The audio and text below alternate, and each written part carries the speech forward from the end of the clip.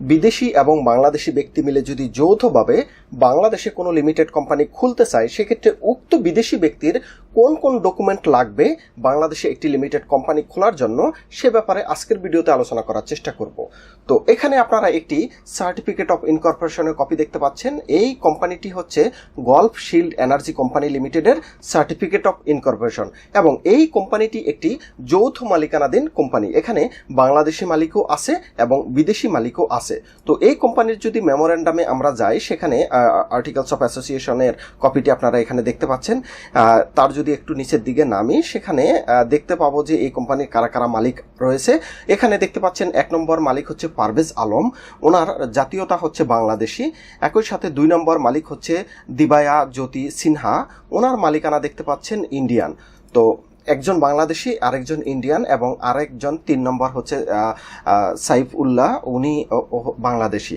তো তাহলে 2 জন বাংলাদেশি এবং 1 জন ইন্ডিয়ান মিলে এই লিমিটেড কোম্পানিটি তারা গঠন করেছে। এবং যে কোম্পানিটি আমি গঠন করে দিয়েছি, এখানে দেখতে পাচ্ছেন উইটনেসের নাম শাহাদাত হোসাইন শামীম অ্যাডভোকেট, এবং আমার ডিটেলস এখানে দেখতে পাচ্ছেন।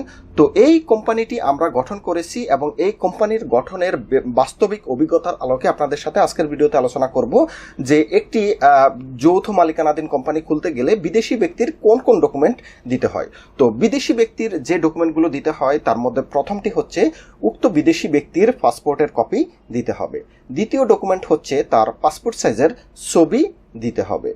তৃতীয় হচ্ছে তার বিদেশে থাকা একটি মোবাইল নাম্বার দিতে হবে। ব্যাস, এই ডকুমেন্টগুলো বিদেশি ব্যক্তির লাগবে, আর কিচ্ছু লাগবে না। আর বাংলাদেশি যে ব্যক্তিরা লিমিটেড কোম্পানি মালিক হবে, তাদের কি লাগবে? তাদের লাগবে তাদের জাতীয় পরিচয়পত্রের কপি, এনআইডি কার্ডের কপি, যেটিকে আমরা বলি এনআইডি কার্ডের কপি লাগবে। যদি এনআইডি কার্ড না থাকে, তাদের পাসপোর্ট দিয়েও কিন্তু হবে। দ্বিতীয় যে ডকুমেন্ট লাগবে সেটি হচ্ছে তাদের পাসপোর্ট সাইজের ছবি লাগবে। তৃতীয় ডকুমেন্ট হচ্ছে তাদের টিন সার্টিফিকেটের কপি লাগবে। তাদের, অর্থাৎ যারা বাংলাদেশি হবে, তাদের টিন সার্টিফিকেট বা ট্যাক্স আইডেন্টিফিকেশন নাম্বার যেটিকে বলি, সেই সার্টিফিকেটের কপি লাগবে। কিন্তু বিদেশি ব্যক্তির জন্য কিন্তু আর টিন সার্টিফিকেটের কপি লাগবে না। আর চতুর্থ যেটি হচ্ছে বাংলাদেশের একটি মোবাইল নাম্বার এবং ইমেল অ্যাড্রেস লাগবে। তো বাংলাদেশি মালিকানাধীন বাংলাদেশি যে উদ্যোক্তা, তাদের যে ডকুমেন্টগুলো লাগবে প্রায় সেম ডকুমেন্ট বিদেশির লাগবে। জাস্ট বিদেশির একটি ডকুমেন্ট না করলেও হবে, সেটি হচ্ছে তার টিন সার্টিফিকেটের কোনো দরকার নেই। তো এই যে এই ডকুমেন্টগুলো দিয়েই কিন্তু আপনারা একটি যৌথ মালিকানাধীন কোম্পানি বাংলাদেশে গঠন করতে পারবেন এবং ব্যবসা বাণিজ্য এখানে করতে পারবেন।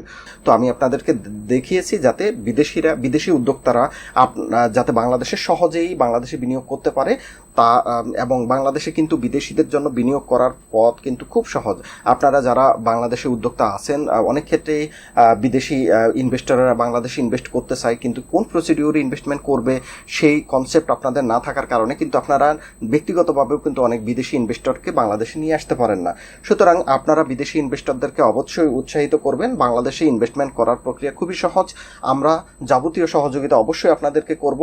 আর এই বিদেশি ইনভেস্টর মিলে এবং বাংলাদেশি ইনভেস্টর মিলে যদি কোম্পানি খোলার ব্যাপারে আপনাদের কোনো তথ্যের দরকার হয়, সেক্ষেত্রে অবশ্যই আমাকে ফোন করবেন, আমি অবশ্যই উত্তর দেওয়ার চেষ্টা করব।